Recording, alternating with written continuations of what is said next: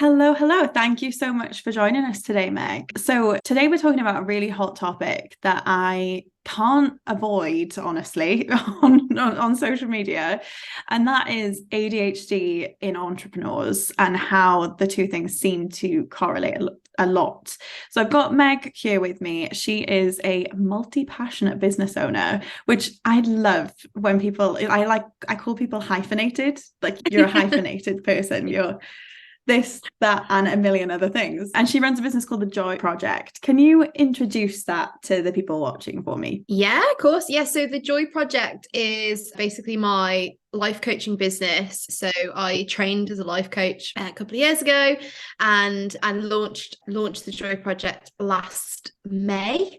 So that's predominantly kind of like my main business that I focus on. Yeah, amazing. And something that we kind of have to mention here, why Meg's here to talk about this, is Meg got diagnosed with ADHD, so has kind of first-hand understanding of this topic. I do, yeah. So I got diagnosed last January, which was a long old road to get to diagnosis. Didn't really tell me anything I didn't know, to be honest. It was kind of a bit the final tick in the box, if you like. But yeah, so kind of alongside launching the Joy Project and training to be a coach, I was also getting to grips with kind of have the confirmation that I had ADHD, and lots of things just started to fall into place and begin to make a whole lot of sense. So yeah. Yeah, I'm sure it was kind of gratifying in a way, but a lot of change to be dealing with at the same time. Like you said, dealing with a new business launching and having this diagnosis now. That must have been a pretty intense period. To be honest, when I think about it, one kind of played into the other, to be honest. So the diagnosis came about because I was really struggling at work, just off the back of the pandemic, being fully remote and just starting to realize the patterns and the way I'd obviously masked for so long in an office environment, and all of a sudden not having that environment to kind of hide behind anymore. And I had at the back end of 2021, I just had I don't want to call it a breakdown, but breakdown/breakthrough, if you like, of, do you know what, this isn't working anymore, there's something going on. And yeah, so kind of went for the diagnosis, and then have always wanted to be a coach. I've always been really interested in it, and kind of thought, do you know what, I'm just going to go for it. Never really thinking, I always kind of thinking it'd be a side hustle. It wouldn't be, I was always going to have to stay employed. Who goes self-employed? And then throughout, especially last year, and the more research I did into the diagnosis and into ADHD, and kind of reading up on how actually self-employment can be super helpful if you have ADHD.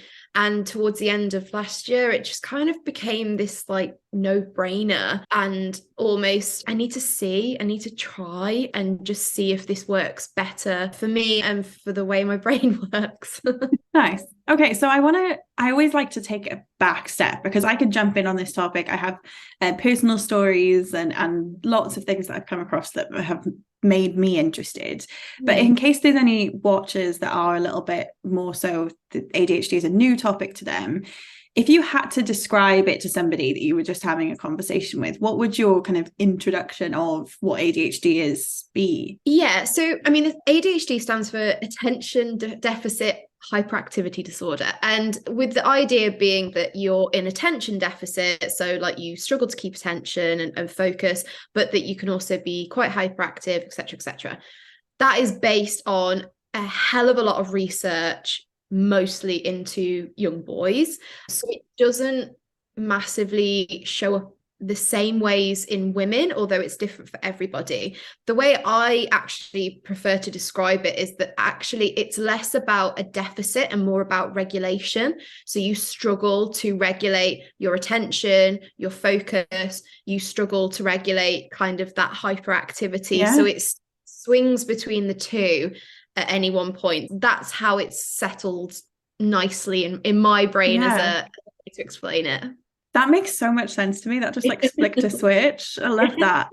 And it's interesting that you mentioned the kind of the issue of a lot of the research being done around young boys, because I think something I would love to touch upon in this conversation is how it seems to be a lot of millennial or kind of late Gen Z kind of people getting diagnosed, female specifically right now, because the symptoms look so different for them.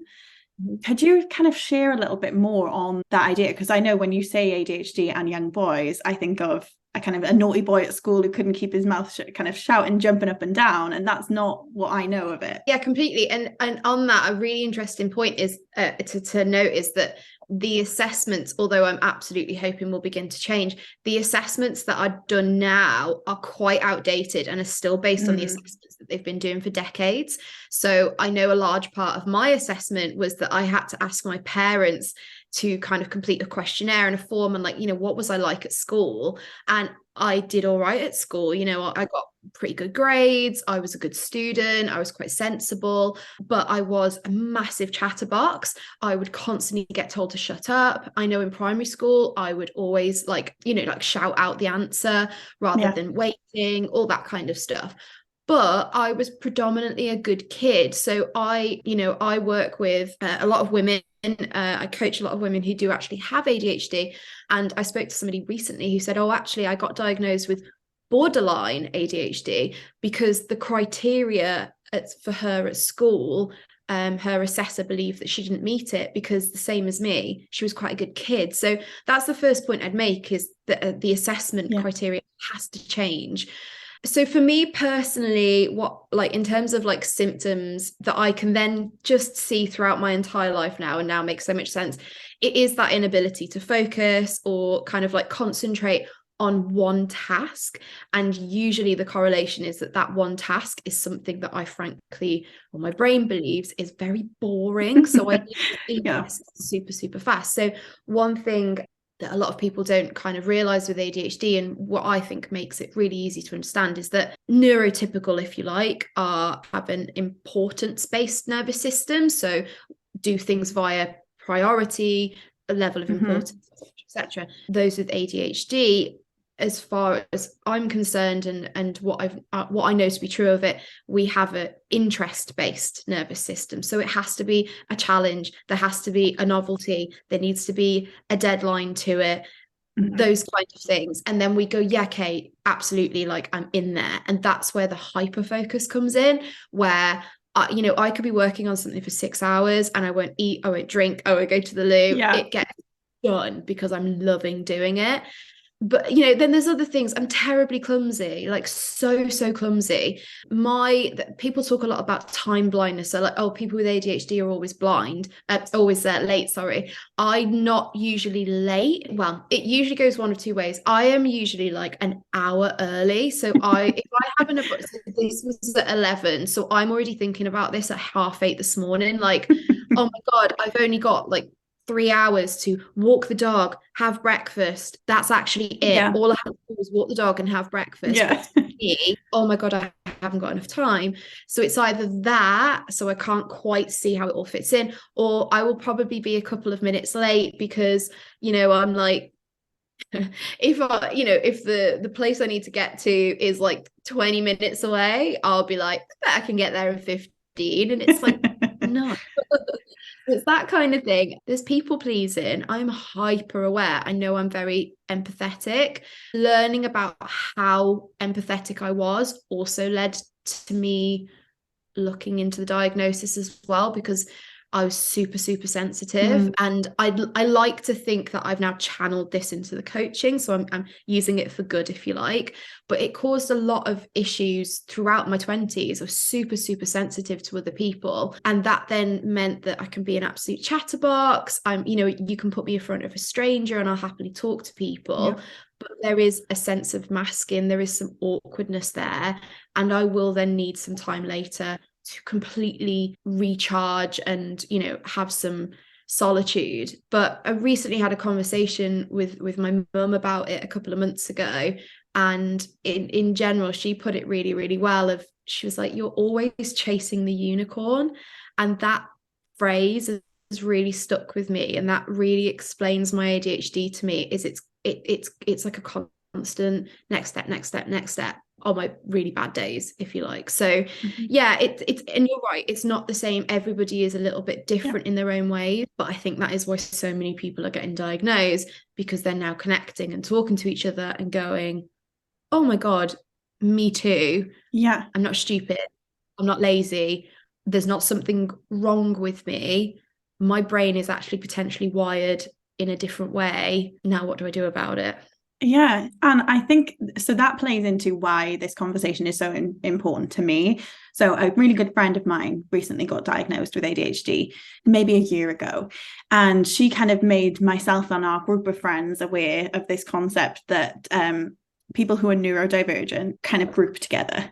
And she now is trying to convince us all that you need to go and get, start the process of getting diagnosed. Like, it's clear as day to her. She just looks at us and she's like, oh my God, look at you. And it's this ongoing conversation that we've been having that we never had before her understanding this knowledge. But we all have so many of these things in common that now it's starting to open up more conversation.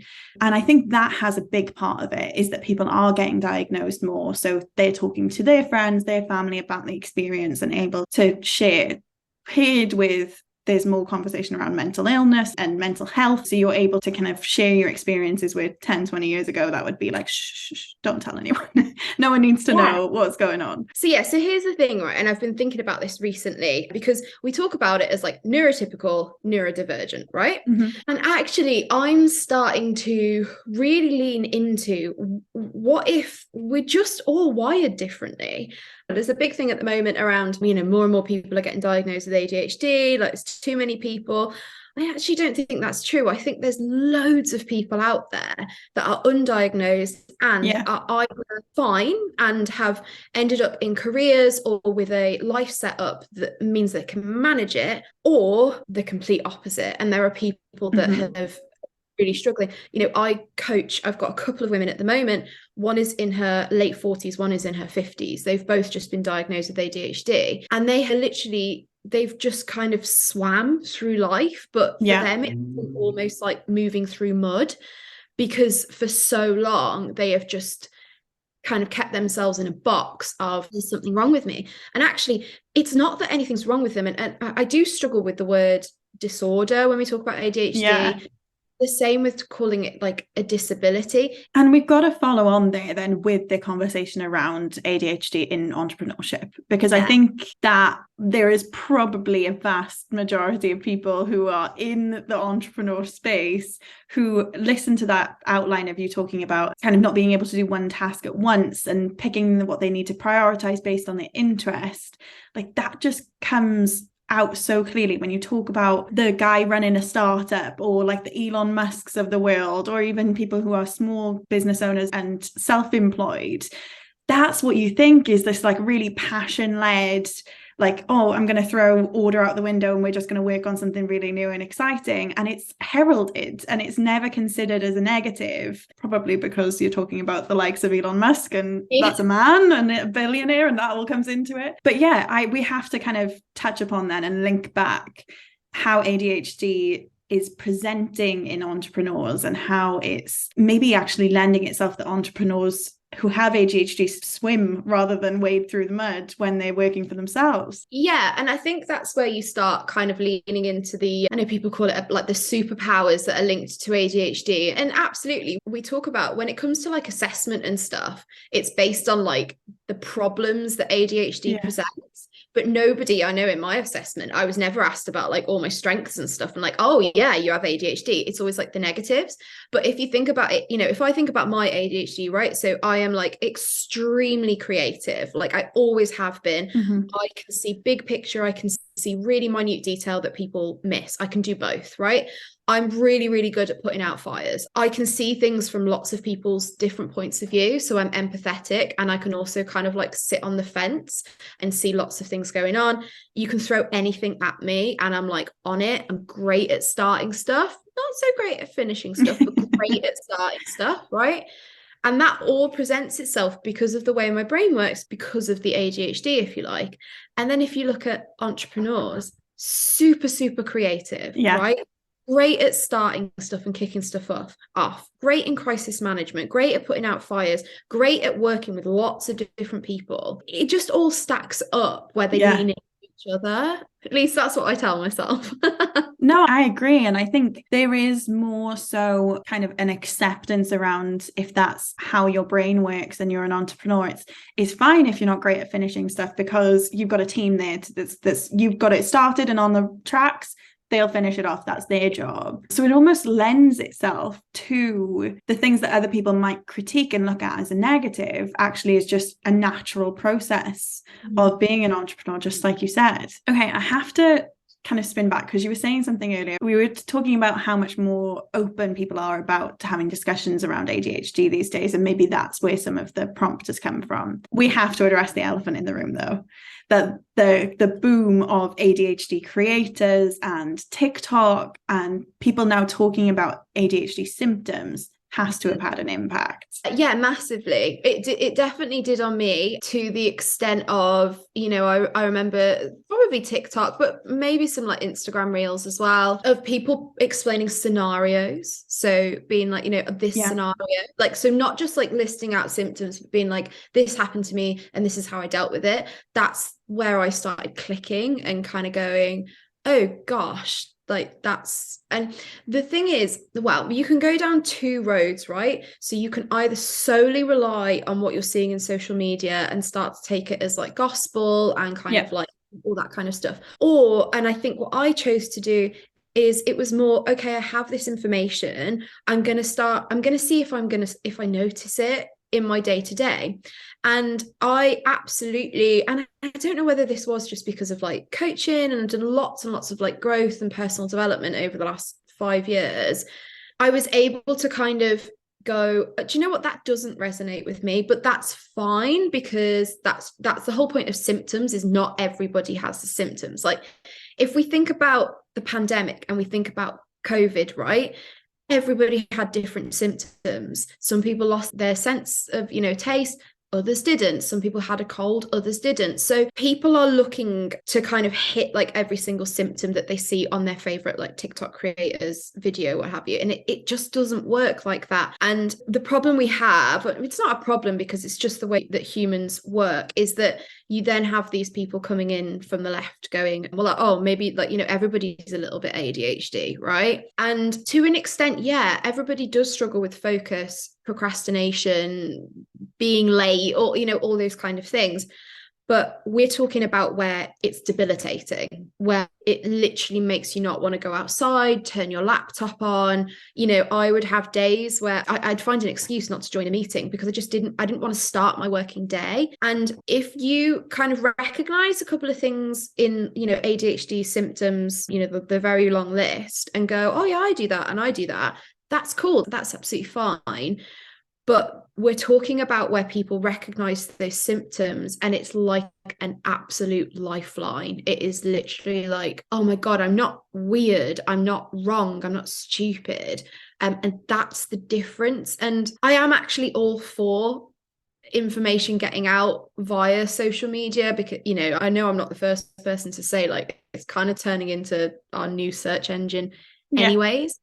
And we have to remember that people are using it and looking at those videos and following those creators because it's validating, especially for adults, it's validating years, decades of just a little niggle of something's not quite right. I can think of some really specific scenarios where I've just kind of gone, why am I the only person in this room right now? I always like to try and give some practical stuff in our podcast. And with this topic, it's going to be something that might really shine a light and bring alignment to some people watching. If somebody is listening and really feeling like this is ringing true to them, what is your kind of the first steps, first thoughts that you recommend people do when they're in that position? Yeah, so you do have to go speak to your GP, right? You do have to make that first step, especially if you think you would like to go for diagnosis.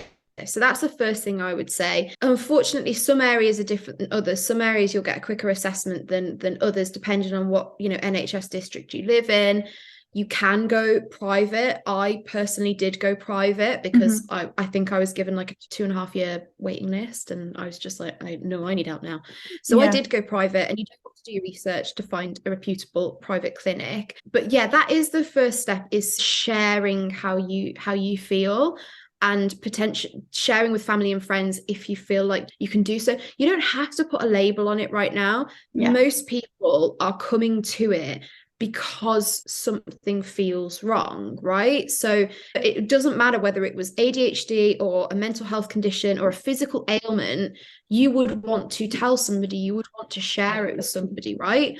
So that's the first thing, is it's that whole, problem shared, problem halved, or whatever you want to call it.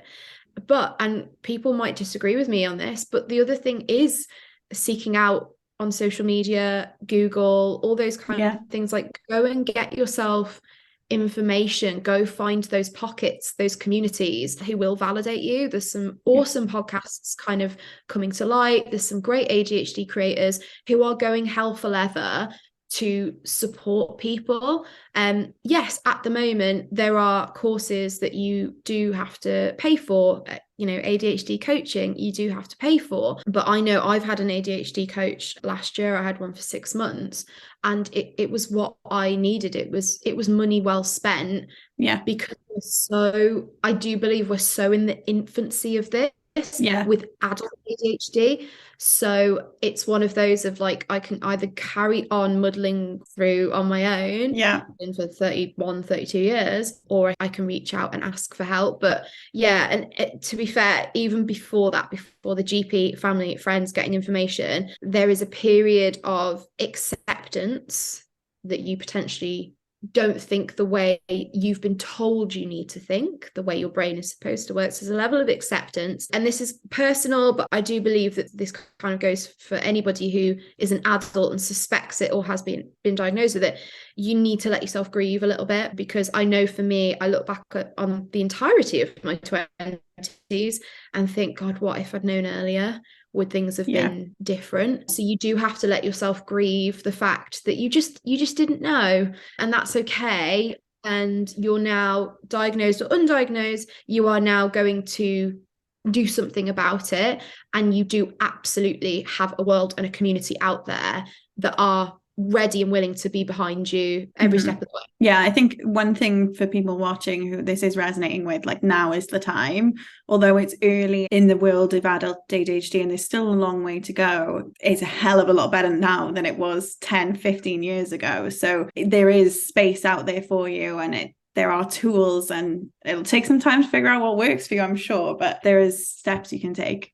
100%. And to note as well, I know there's a lot of chatter at the moment around, like, why are so many adults, millennials, whatever decade you're in, only now getting diagnosed? But adult ADHD has only been recognized in the UK since 2008. So what are we're in like year 15 or something.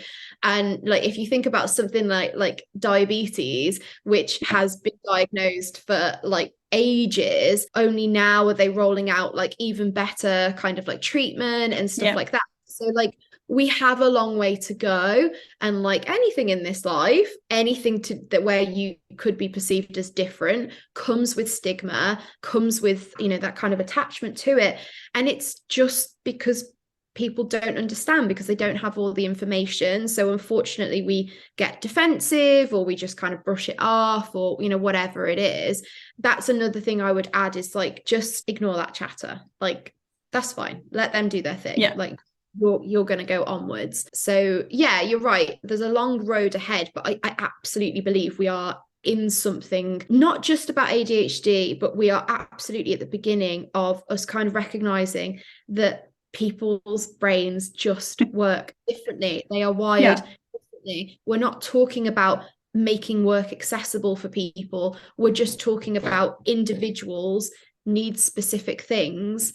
And it is on kind of, certain big companies to start leading the way on that, and kind of go, do you know what? Actually, this is about the individual.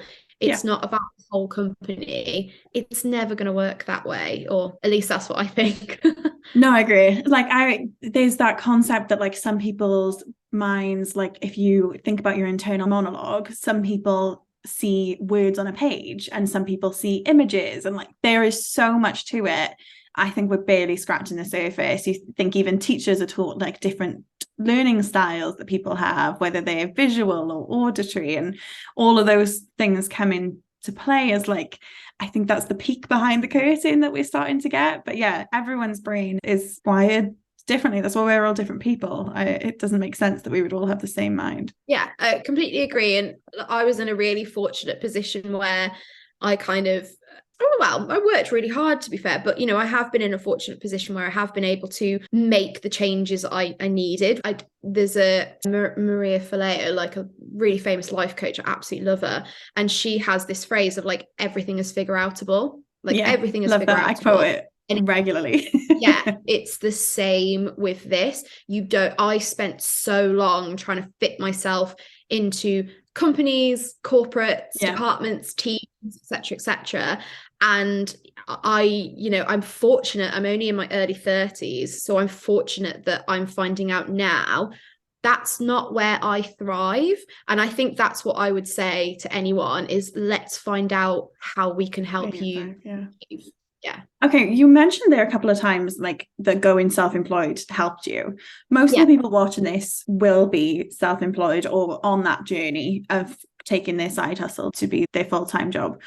How does that element of like working for yourself, how does that play in and help with your ADHD? Where have I noticed it? So I've never been a bad employee, but I know I've probably always been a bit of a challenge to manage.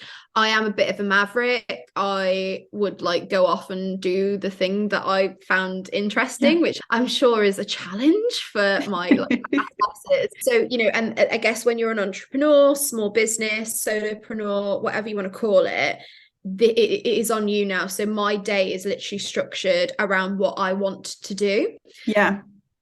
The great thing about that, though, is that the stuff that I absolutely still have to do, even if I find it boring, taxes, finances, admin, all of that kind of stuff, where once that was like, I just really don't want to do it. And actually, if I don't do it, I'm going to come up with an excuse or get somebody else to do it, blah, blah, blah, blah, or get in trouble for it. Now that is part of my livelihood. I only get paid if I do that kind of work. Mm-hmm. So now it's a challenge. So now I'm interested in doing it. So there's a in your mindset a little bit. And then it's really silly things like, I don't want to start work until probably about 10 in the morning. Like I am absolutely a morning person, but there's something about waking my brain up, like doing something that interests me, taking that time.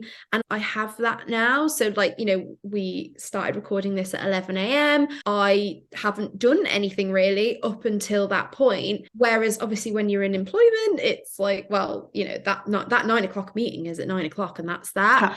And it's, I have full control over where I take my business. If I want to stop coaching one-to-one and just want to work with groups, I can, vice versa.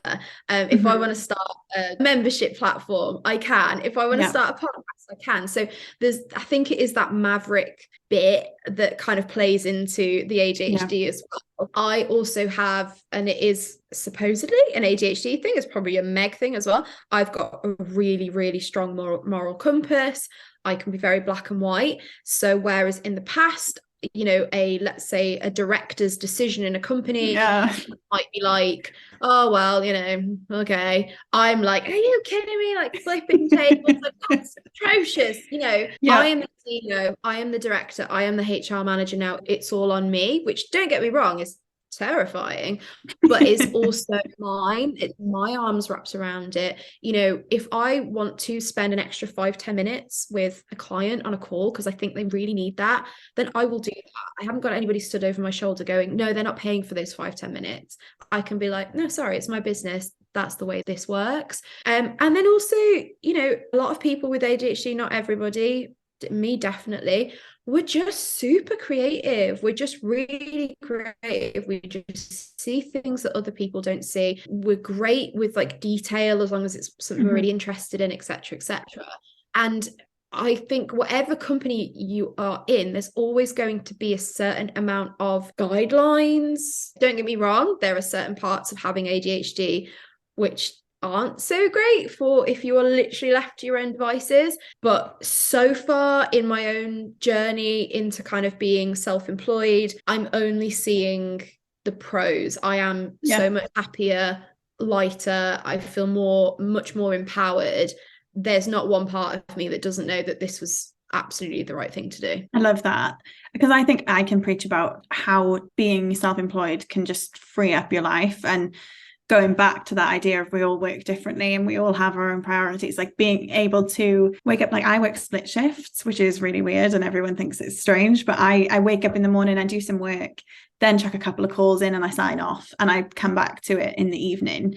And it was always a thing that like, no, you're not supposed to sign in off site in certain jobs, and you can't have your emails on your phone. I don't care if you want to do them in front of the telly and do them at nighttime, but that's just where I thrive, is like if I can take those little pockets of time and have a nice gap in between my concentration times. And I think a lot of people, when you go into that self-employed realm, it's like, oh my God, like I can just do whatever I want and I can make this work however I feel like, and not even in a, oh, well, I'm going to work 8 till 12 and then 5 till 9. But like today, maybe I'll do a full day and then have my evening off. You can literally wake up in the morning and decide what your day is going to look like. Yeah. And I actually really enjoy working on a Sunday afternoon. Don't ask me why. I just really enjoy working on a Sunday afternoon. So the last thing that we want to just touch on then is giving people the chance to be able to find you. So I'm going to pop the links in the description bar below, but just for a bit of a brief, where would you say people should look you up? Absolutely on my Instagram. I pretty much live on my Instagram. So I'm the Joy Project coach. And yeah, that's kind of where mainly most of my information is.